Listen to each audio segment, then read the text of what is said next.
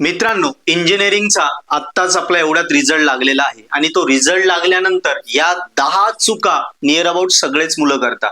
साधारणतः रिझल्ट लागण्यापासून या 5-6 दिवसात जेवढे कॉल मेसेज मुलांशी बोलणं आलं, काउन्सिलिंग झाल्या, मला क्लिअर झाल्या की साधारणतः या मेन 10 चुका आहे या मुलं करताय आणि त्याच्यामुळे पुढचं बॅकलॉग क्लिअर होणं, वायडी पडणं हे 100% फिक्स आहे.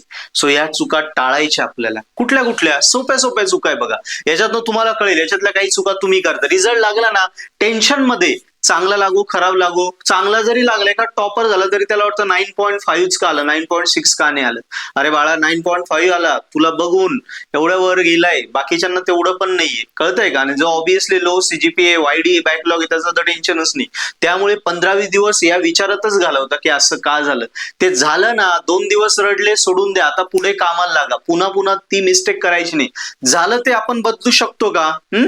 तुला 5च्या ऐवजी 6 बोट आहे, 6वा बोट आलाय, तो बदलू शकतो का? नाही ना, तो देवाने दिला, ऍक्सेप्ट कर, पुढे चल. मला सांगायचं उदाहरण काय? झालं ते झालं, सोडून द्यायचं.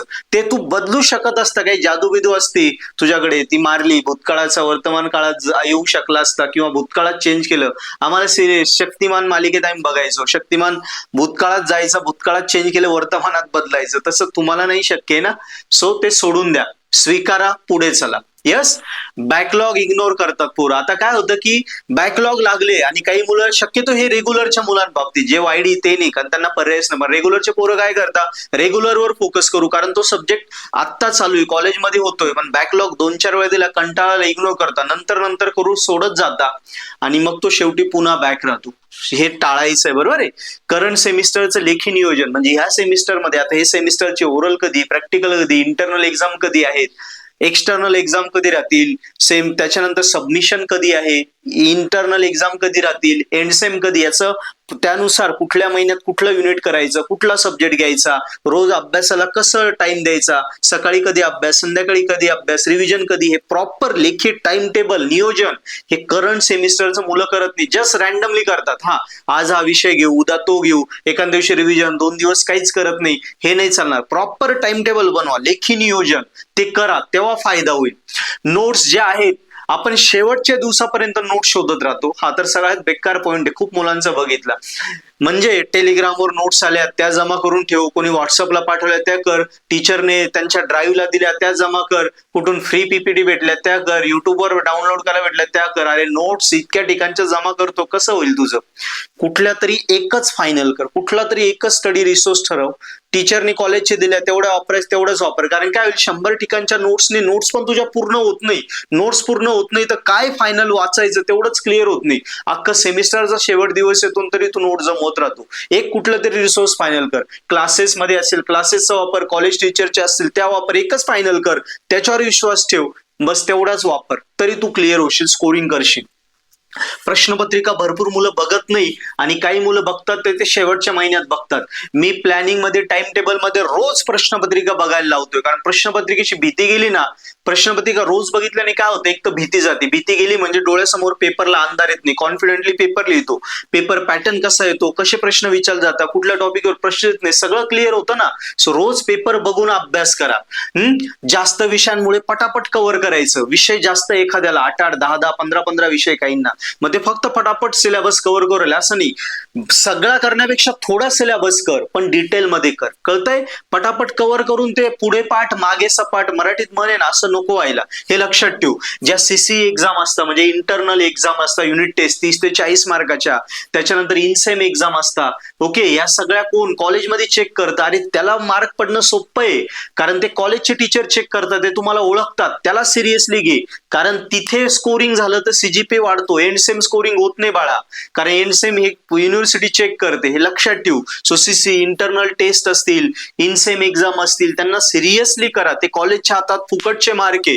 डाऊट साठवत राहतात पोरं. डाऊट आला ना, मी काय सांगतो नेहमी, डाऊट आला ना, वहीवर त्या विषयाच्या वहीवर शेवट डाऊटचे पेजेस लिहा. तो डाऊट लिहून ठेवायचा. काय होतं, मुलं डाऊट आला ना, ठीक आहे नंतर बघू, नंतर टीचरला विचारू, उद्या कॉलेजला गेलो का विचारू, असं म्हणतात. उद्या कॉलेजला गेलो तो लिहिला नाही त्यामुळे डाऊट विसरून गेला, किंवा कोणी म्हणतं आज नाही उद्या विचारतो, उद्या नाही परवा विचारतो, ते साठवत राहतात. शेवट एक दिवस कॉलेजमध्ये गेले, 10 पैकी 3च डाऊट आठवता, कारण ते लिहून ठेवले नाही. त्यामुळे डाऊट आले लिहून ठेवा आणि किमान आठवड्यात एकदा तरी टीचरला विचारा. साठवू नका, लई साठले ना मग ते डोक्यावरून जाईल, हे लक्षात ठेवा. त्याच्यानंतर अजून एक प्रश्न, काय इंजिनिअरिंगला पोरं सिरियसलीच घेत नाहीये. हा इंजिनिअरिंग चालू आहे म्हणून चालू आहे. मित्रा, एवढी कॉम्पिटिशन, एवढी स्पर्धा झाली, तुझ्यासारखे पास आउट होणारे रोज 100 इंजिनियर आहे. तू विचार कर, भारतात 15 लाख, महाराष्ट्रात यावर्षी जवळजवळ किती ऍडमिशन घेणारे, किती जवळजवळ 2.25 लाख पोरांनी फॉर्म भरले. किमान त्यातले 1-1.25 लाख पोरं ऍडमिशन घेणारे. महाराष्ट्रात, देशात किती आहे? कुठे स्पर्धा आहे? नुसता पास होशील तर कोणी विचार नाही. जो सिरियस हो, सीजीपीए स्ट्रॉंग ठेव, म्हणजे त्यांच्यातनं तू वेगळा, ज्याचा चांगला सीजीपीए त्याला चांगली प्लेसमेंट भेटेल ना.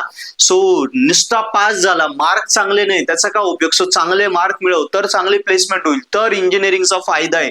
नाही तर घरचे पैसे भरताय, तुझं चाललंय यस जन्म आला याला, पाणी वाहता वाहता मेला, तशीच तुझी गंमत होणार आहे, काही फायदा नाही होणार. करायचं तर सिरियसली कर, नाही तर सोडून दे. भाऊ, मी टॉपर होतो कॉलेजमध्ये, बीईला सेकंड टॉपर आलो होतो, डिस्टिंक्शन घेतलं होतं. मी सिरियसली अभ्यास करत होतो, म्हणून मी आज इथे उभा आहे, तुला सांगतोय. तेवढी कॅपेबिलिटी मी जमवली. यस, तसं कर तर फायदा होईल तुला. आणि सगळ्यांचा हा प्रोकॅस्टिने, तुमच्या भाषेत म्हणता ना, तुमची इंग्लिश भाषा, आमची मराठी, सो तुमच्या भाषेत म्हणता ना प्रोकास्टिनेशन, ते प्रोकास्टिनेशन टाळाटाळ, उद्या करायचं हे टाळा.